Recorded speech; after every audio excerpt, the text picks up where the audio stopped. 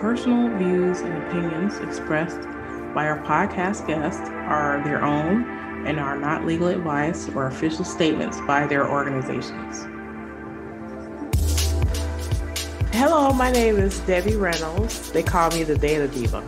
This is the Data Diva Talks Privacy podcast, where we discuss data privacy issues with industry leaders around the world with the information that businesses need to know now. I have a special guest on the show. His name is Tom Cottingham. He is the CEO of Flyover Future. Welcome. Thank you. How you doing, Debbie? I'm doing well.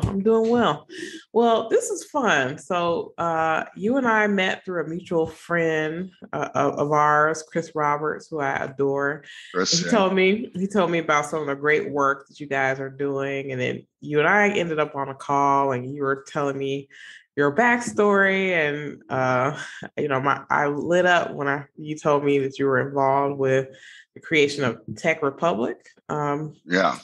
Which I adored. I mean, it was like my lifeline, especially like in the late 90s, when I was doing more, a lot of technical stuff. So, and then you explain, and I would love for you to explain to your audience what you're doing now with Flyover Futures, because I think it's really a cool thing. So why don't you just tell me a bit about kind of your tech journey and what you're doing right now with Flyover Futures?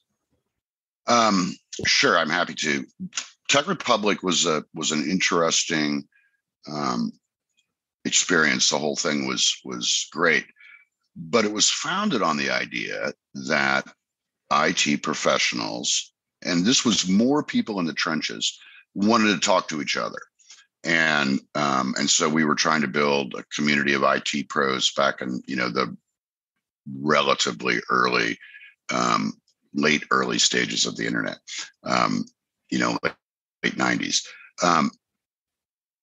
Fast forward to today, we built TechRepublic here in Louisville, Kentucky. I was raised and raised my kids in flyover country. John Piles, who was also instrumental in TechRepublic very early on, also from here. Tony Bowers, our editor-in-chief, from here. Jim McKiernan. So we all grew up here in the Midwest, and we were very cognizant of the fact that innovation and talent drive growth, and that there was a ton of innovation going on here in flyover country, that there was amazing world-class talent, but we were doing a terrible job of telling that story to the rest of the world. And there were several inflection points. One was that the coastal cities were pricing themselves out of the market, and people were sort of looking for an excuse to move back to flyover country. And we were there saying, hey, there's a ton going on. So we started covering general innovation and realized that a lot of our audience were technical senior management, and that they wanted the same thing that we were talking about in TechRepublic. What they really wanted to do was get expert content and then build communities around that. And it turns out that part of the importance of the community is being in flyover country, that there's enough of a vibe here, and being able to drive doesn't hurt in this pandemic era that we're in, where people want to get together and that are from the region, of the region. Talent flows a lot more easily within the region. Capital flows a lot more easily within the region. And so we're building this community and we're having a blast. And yeah, Chris came in and is helping us a lot on the security side. It's great to engage you. And we're just trying to find the smartest people we can, bring them to our community, let them interact, ask questions, let the community interact, and keep them engaged. And they're super engaged. That's really cool. Yeah. So for my listeners, especially the people who are outside of the country, flyover country, as we call it, is kind of the Midwest in the U.S. So a lot of a lot of attention gets paid to kind of East Coast, West Coast, not a ton, not enough, in my opinion, on kind of the middle region. And I'm a Chicagoan, so I, definitely feel that situation as well. But I think something has happened in the favor of the Midwest, and you touched on this a bit. To me, a lot of this is around COVID, right? Where, a lot of before COVID, for example, there were a lot of companies that wanted you to, you had to relocate to some expensive place. Oh, yeah. Do some job and then so having companies realize what we've known for decades now, that you can actually do stuff remotely, and actually embracing that. I think that's helped a lot. But then also, I think it opens up the talent pool, because a lot of people have thought about talent in a regional way, right? So it's like, okay, who, I have this company, let me look at who's kind of around, this particular area. And then sort of they sort of kneecap themselves by trying to kind of stuff everyone into the same, hole, in my opinion. So I think that COVID and remote work and, the internet has changed that in a way that maybe, I've always wanted that to happen, because I never restricted myself to talent in a region, right? I did as much as I could with people, smart people. Right. COVID accelerated a lot of things, right? You can argue good and bad. And absolutely, certainly one of the biggest ones is exactly what you're talking about, this acceptance of remote work and how it has made people really rethink their lives, right? I have kids with young kids, and, there's been a lot of good things that came from them being home and working remotely. There have been some frustrating things too, but it's definitely changed the way all of us think about work. And right, if I'm in the Midwest, I can work anywhere in the world. And, one of the things about Flyover Country is we export a huge amount of our talent to the coast every year out of our fantastic universities. Purdue and Michigan State and Carnegie Mellon and, these schools that are turning out top technical talent. And, we need to say to those graduates and to others, stay here. There's tons of opportunity here. Intel is investing a huge amount of money building a massive chip factory in Ohio that they just announced. That's a big deal. So I think, yeah, you're right. COVID accelerated this. And we feel like, we've been doing this now for 3 years pre-COVID.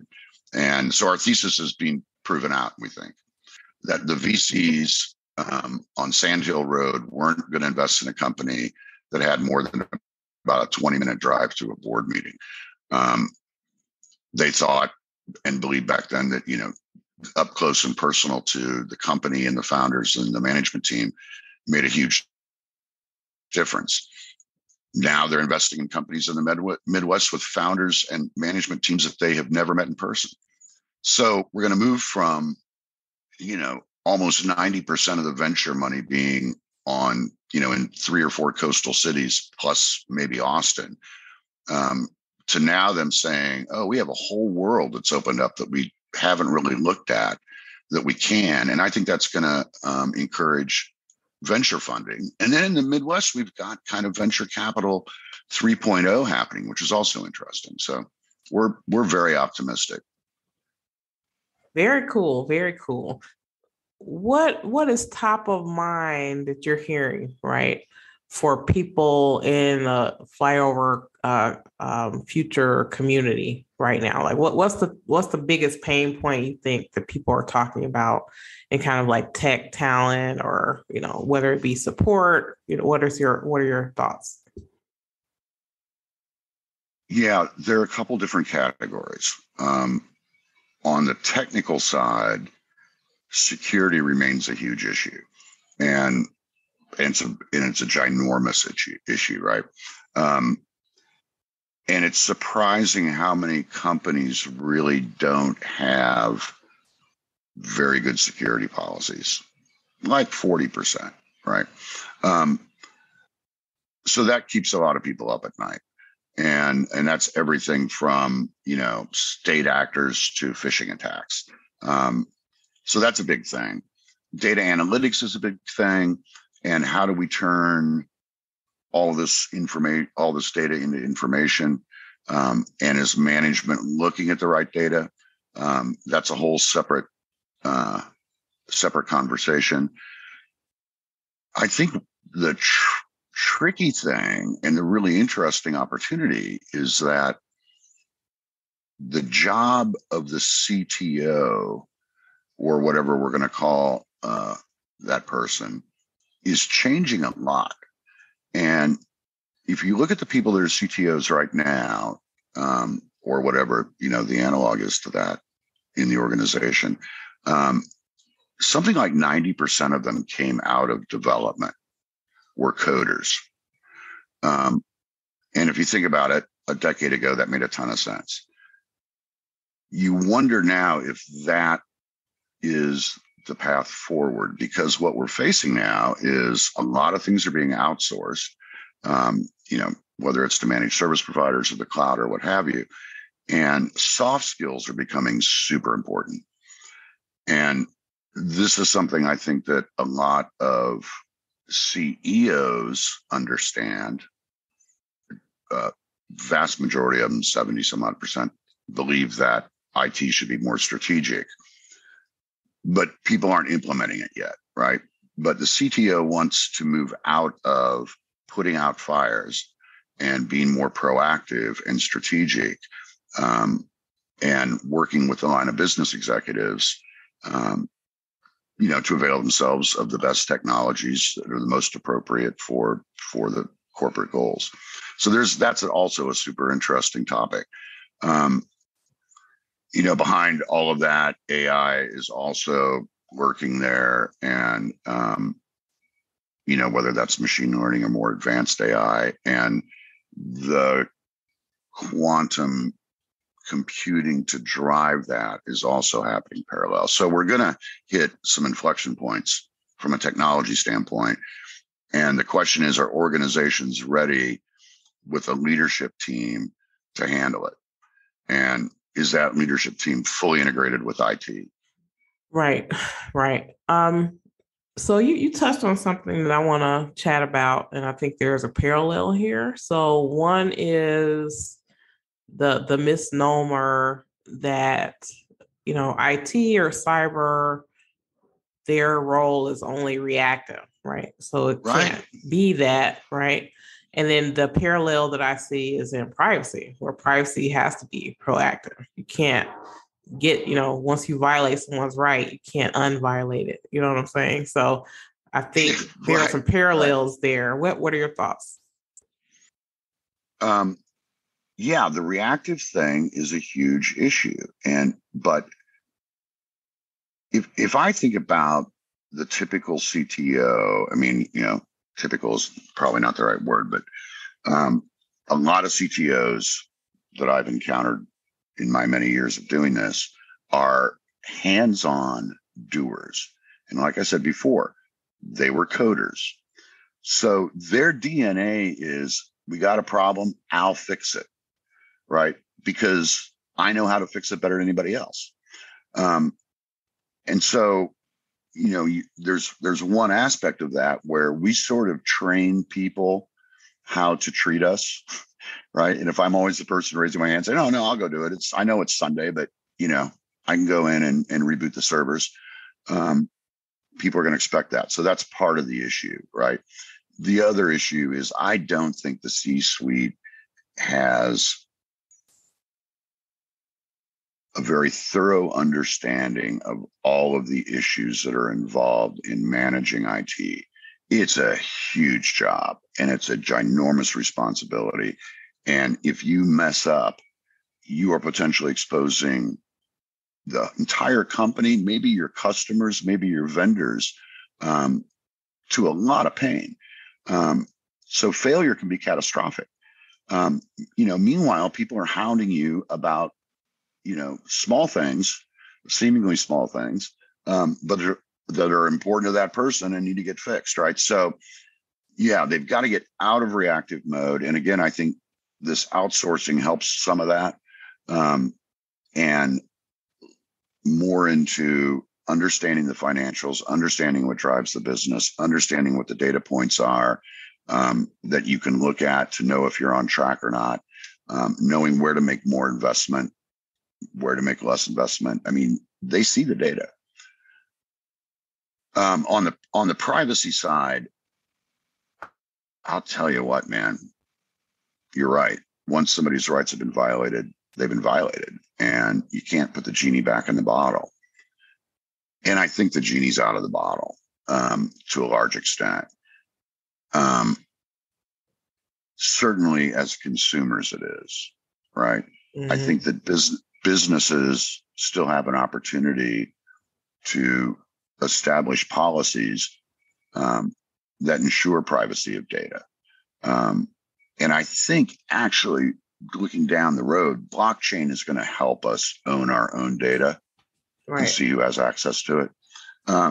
So it's a big issue, but we live in a surveillance state to a large extent, right? Everybody's got all of our data about everything. Right. It's astounding. It is. It absolutely is.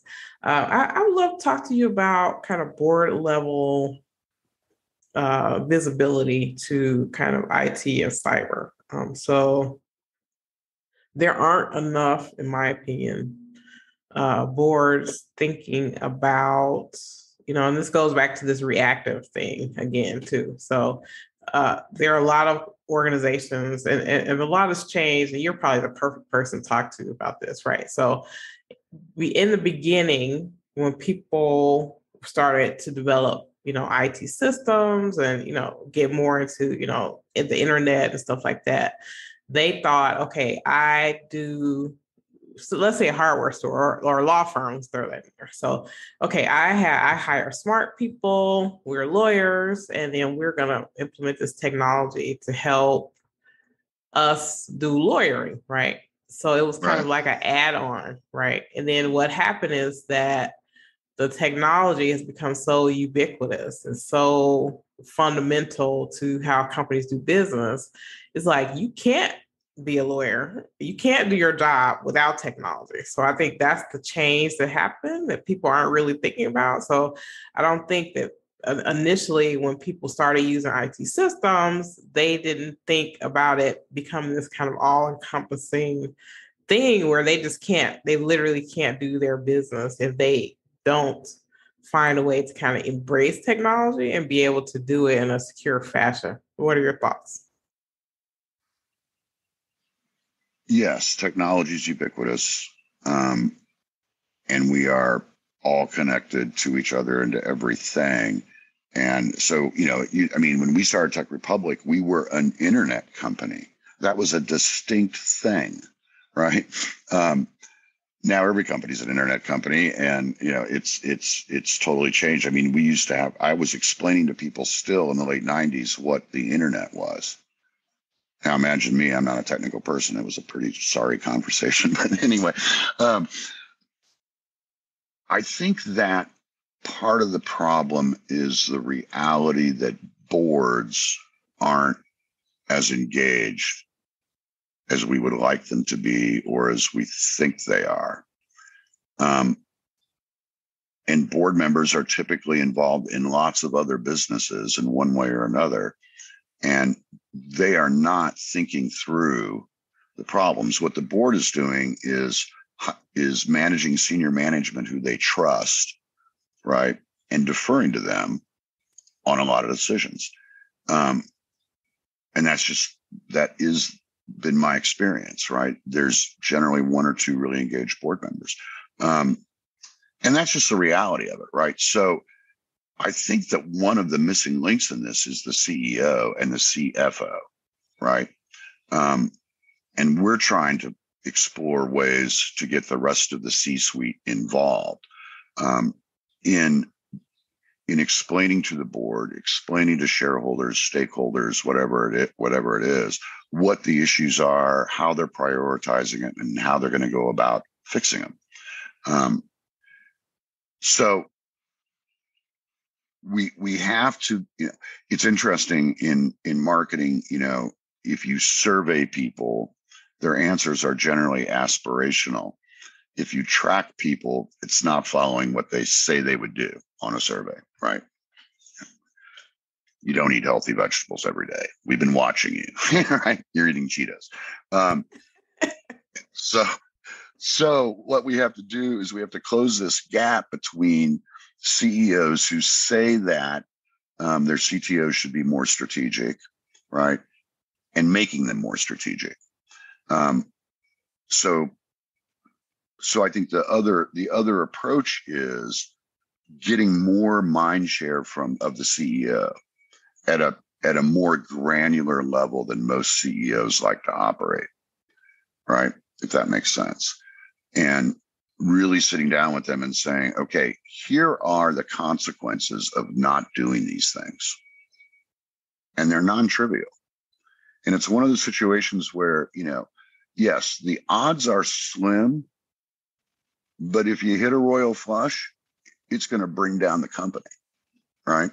And then you've got this whole issue also of employees. And, from a security standpoint, that's your biggest problem, right? And so how do you incent employees? How do you make employees understand that this is a priority, that following these security protocols is a priority? Well, the C-suite has to do it, right? I mean, people do what their superiors do, not what they say. So again, a lot of this starts at the very top. And, part of it, I mean, I was joking, we had a Slack event with Chris the other day. And I said, our only security rule is that I have access to nothing. I'm an administrator on 0 accounts, right?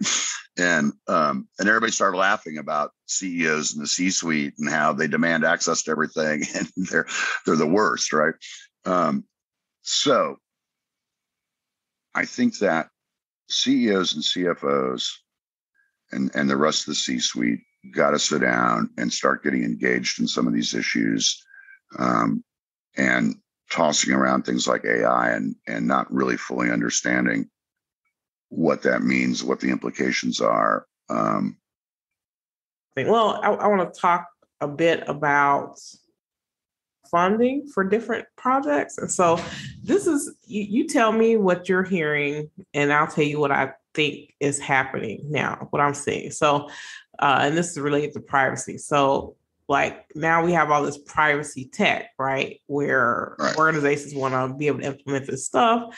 And a lot of times that is, maybe the privacy person or the privacy folks, maybe lawyers involved, where they say, okay, we have this tech that we want to be able to use. But a lot of times that the budget for that, especially if it's something that actually touches data, comes out of the cyber IT side of the house, right? So there has to be kind of communication there, and there has to be some collaboration, because the lawyer may not understand the technical ins and outs of what a certain technology may be doing, and maybe it doesn't even answer the question or solve the problem that the company has. Have you seen kind of that scenario play out with people?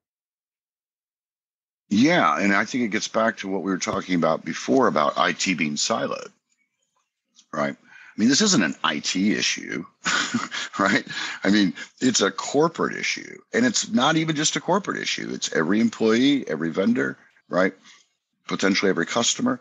So this is the shift that needs to happen, right? Is that the CEO, the C-suite need to understand security is a corporate priority. We need to fund it. We need to understand it. We need to incent our employees to follow whatever protocols we're going to establish. And no, this is not just, buying a software license, right? And then it flows through to everything, right? Then it flows through to marketing, and your CMO, and how are they handling customer data, and what kind of data are they collecting, and on down the road. So yes, this has to be something that gets pulled out of this assignment to IT, raised up to this is a corporate issue that is important, and then make a commitment to being the best, the best in class. Exactly. What challenges are you seeing? So I don't know. I think I feel like the way things have traditionally progressed is like, okay, privacy is somebody else's problem. And so now it's going from somebody else's problem to people saying, almost like cybersecurity, like they say, well, it's sort of it is everyone's problem, right? Everyone has a part to play. But in a way, if you say it's everyone's problem, it's like no one's specific responsibility. Well, and right. I know, totally. And this is part of the challenge we have in a distributed world, right? So on one hand, yes, if employees are not following protocols, we're not going to be very secure. It's almost impossible. On the other hand, then we have to figure out a way to incent employees to do that. That becomes our problem, right? It's like, if you don't understand what I'm saying, then I need to figure out a different way to say it, right? It's kind of always my view. It's incumbent upon the messenger to deliver a message that is heard. And a lot of times, if no one in the company is complying, which is typically the case, including the C-suite, then we need to change the message, right? So yeah, it's a very tricky thing, right? To what extent is management, including the CTO, responsible for security? And then to a certain extent, it seems sort of like a Sisyphean task, because now I've got to go audit everybody I'm connected to in the world, because they're all a source of vulnerability, or I've got to build really strong firewalls. So it's both, right? And this is, again, in a distributed world. Individuals have responsibilities, and organizations that those individuals are affiliated with have responsibilities. I think ultimately people are going to have a lot more control over their data, like I said, through blockchain or something very similar, but we may be, I don't know, 10 years away from that. Yeah, right. I am, someone has said a long time ago that blockchain was a technology that was looking for kind of a use, sort of. Yeah.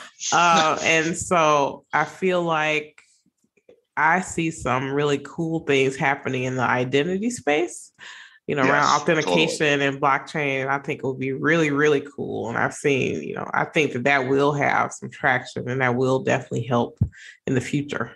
So yeah, tell me what are you concerned about, just in general, about privacy? What's happening in the world? Like what's on the horizon that you're saying you're like, I don't like that, or I'm concerned about this thing that's developing.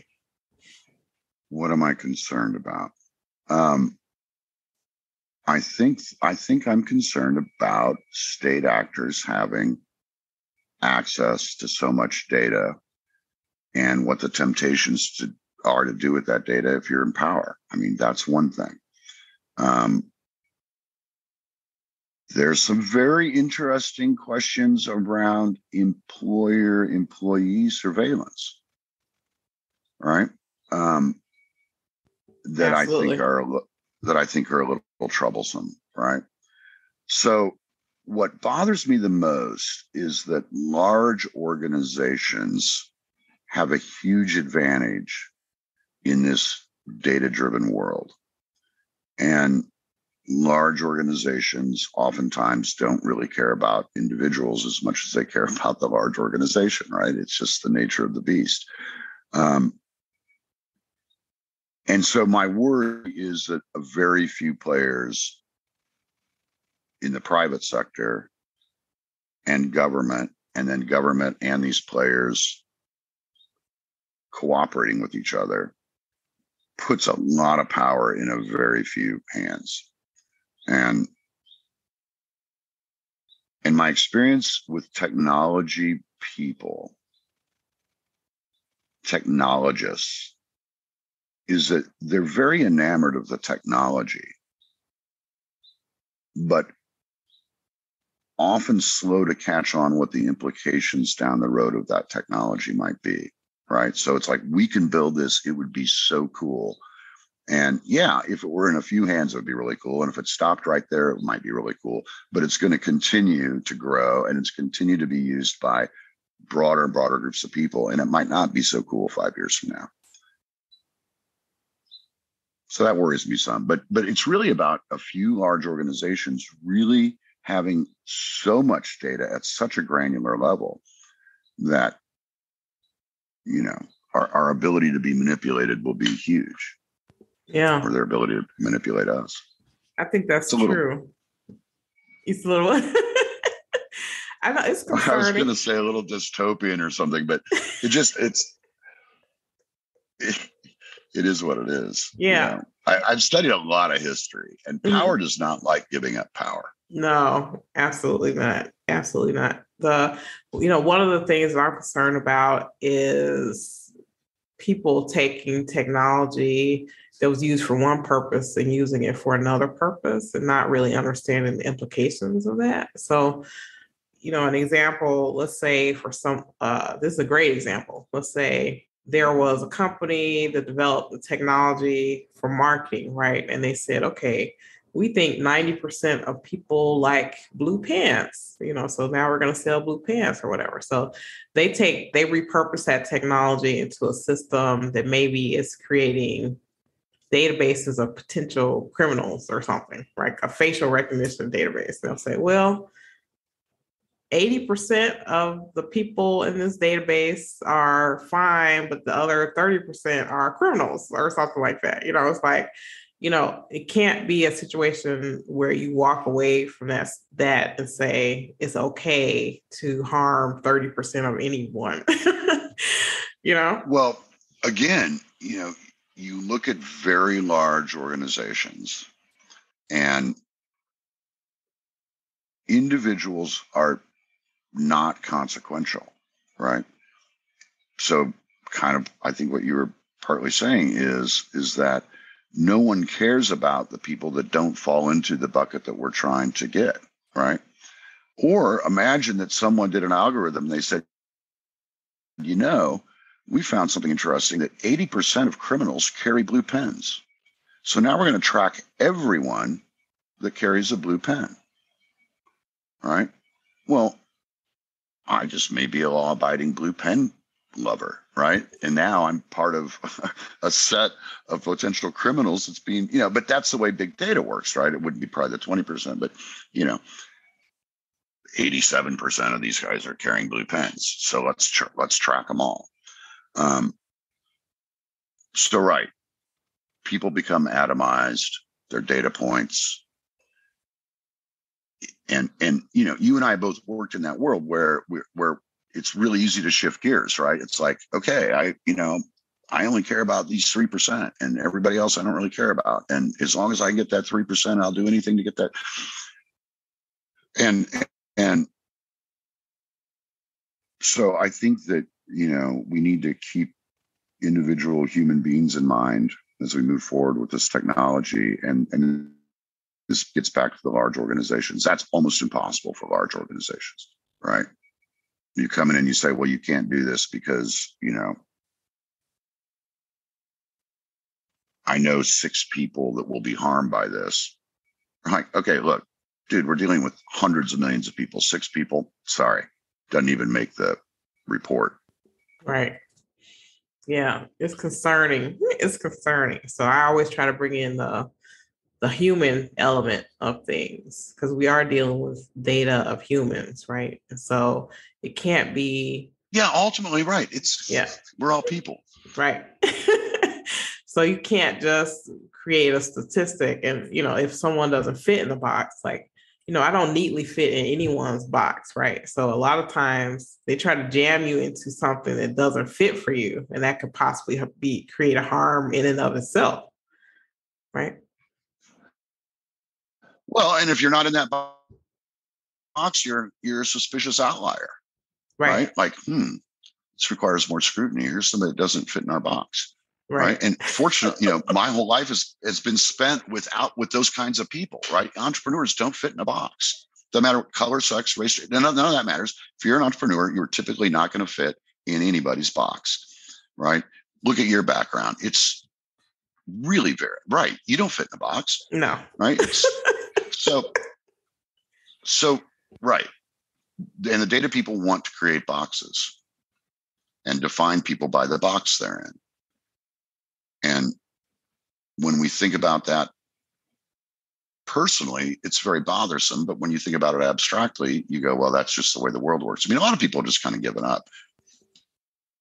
And I think that's super important. I agree too. I think the agency is key, So I saw a statistic from the FIDO Alliance, Fast ID Online Alliance, and they said that the average person has 90 logins and passwords. And I'm like, that's not sustainable. It's like, we're only getting more stuff. So the more stuff we have, the more we have to secure. So it has to turn to kind of more individual centric agency over their data. So I think people should be like a bank, right? Where they pick and choose what technologies or what things kind of connect to their identity and how much that they share, as opposed to them creating, no one's going to read 80-page privacy policies from like 90 different companies. This is not going to happen. Right? No. Yeah. I mean, what do you think about the biometric stuff? Oh, wow. Biometrics is so frightening.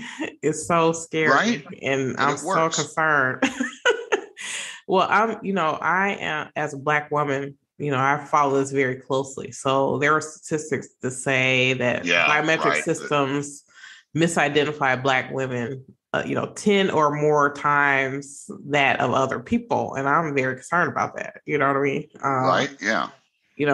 That doesn't impact other people as much as it impacts me. And I'm concerned about that, especially people who don't have a voice, don't have, means, right, to be able to sort of fight their way out of a situation. Like someone says, okay, you robbed this bank. How do you get out of that? And they think, right.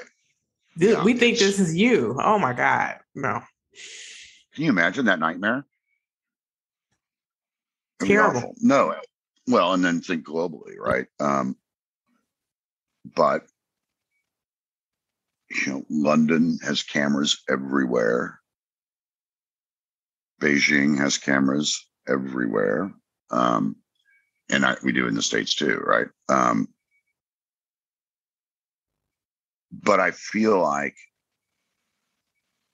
we're going to move to more biometric, whether that's iris scanning, fingerprinting, whatever it is, chip implanting, which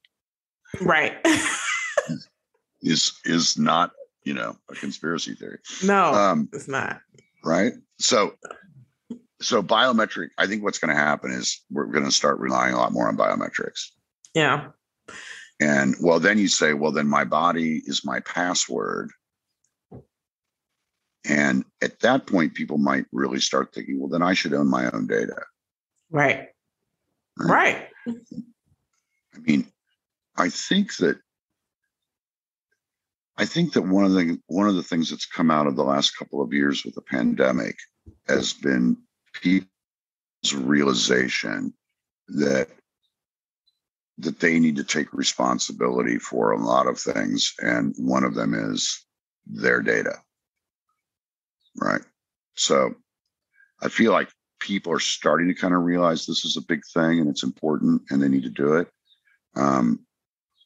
both as consumers and as citizens. And so I see that accelerating, and I see the technology happening that will enable that. Yeah. I don't think the technology is stopping. So I'm not naive enough to think that it's going to stop, right? So I want to be involved in those conversations about what's happening with that. And then also I have issues when, technology that isn't as accurate as being used in kind of high stakes situations, right? So I don't think you should use a thing on a video camera to say, okay, this person, let's put them in jail. And that's actually happened to people. And they basically have to fight their way out of it. They're like, okay, I wasn't actually there. This isn't me. Like a judge may not be able to tell that, this is not this person. And it's like, you basically, to me, you're totally throwing the rules of evidence out the way. There has to be like other corroborating information. It can't be a single source of truth. I am trying really hard to not be dystopian, right? I agree with you. There's some, don't get me going, but yeah, there's some super, super worrisome things that are happening as we speak, that technology is enabling. And, it's interesting. It loops kind of back to when you were talking about, who's really responsible for security. Well, it's everybody and it's nobody. Well, Your Honor, the technology says that it was Tom Cottingham. Right. That he's the guy that did that. It wasn't me. Right. The algorithm did it. Right. And it's like the judge doesn't say, well, what I'd really like to know is I'd like the development team that developed the algorithm in here. And I want to cross-examine those people because they had a big influence on how that algorithm made its final conclusion. Right. So, and I think that's kind of happening as people are saying, well, no, the data says this. The algorithm, it said that this was the guilty person, not, hey, right. So anyway, we'll stay optimistic. It's a beautiful day outside. I love the way you're thinking. It's a huge problem, right? A huge problem, especially if people are thinking of it as kind of a single source of truth. And then I don't know. I feel like we have a problem with biometrics and technologies like this because we watch too many movies, right? So we watch movies and people get the idea that technology is perfect. We aren't perfect. We make technology. Technology is not perfect. So yeah, what was that movie when Bruce Willis? Oh, he bought somebody else's eye, right? Because they were using iris scans. No, there was like a black market in eyeballs. Was it Fifth Element? Yeah.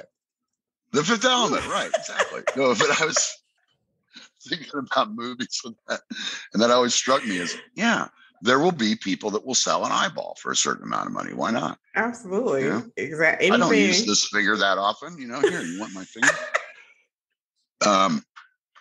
No, it's crazy. Yeah. It's crazy stuff. It is crazy. It is crazy.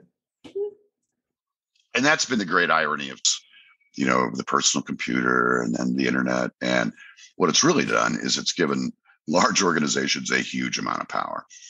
And the question is, will people, and some of that's getting decentralized. That's what Bitcoin's about, right? Mm-hmm. If it were the world, according to you, what would be your wish for, privacy, technology, cyber? What do you really want to happen in the world now as it relates to kind of technology and in your space and the things that you're working on? I think we need to find new ways to attract people of a variety of backgrounds into what we're calling IT, right? In other words, I'm hearing more and more that we have technical people, but they don't really know how the sausage is made. And we got a bunch of people down there making sausage, and they don't even know what the possibilities are from a technology standpoint. So they don't come to us and say, hey, if you build a widget like this, that would save us, 3 cents a sausage or anything. They don't know how hard it is to build a widget. They don't want to ask a stupid question. But it's hard to find people that have, graduated from top university with a computer science degree who want to go spend a couple years watching how sausage is made and figuring out how technology can make that process better, right? And we get back to, we have a lot of people right now whose background is coding. And part of me thinks that we should be bringing in people from the humanities, people from finance, people from marketing, and saying, look, here's the tech stack you need to know. And you don't need to know the whole tech stack. You just need to know the top 20% of it, right? You need to know enough to know who knows what they're talking about, right? Because, right now we're taking technologists and trying to give them those skills.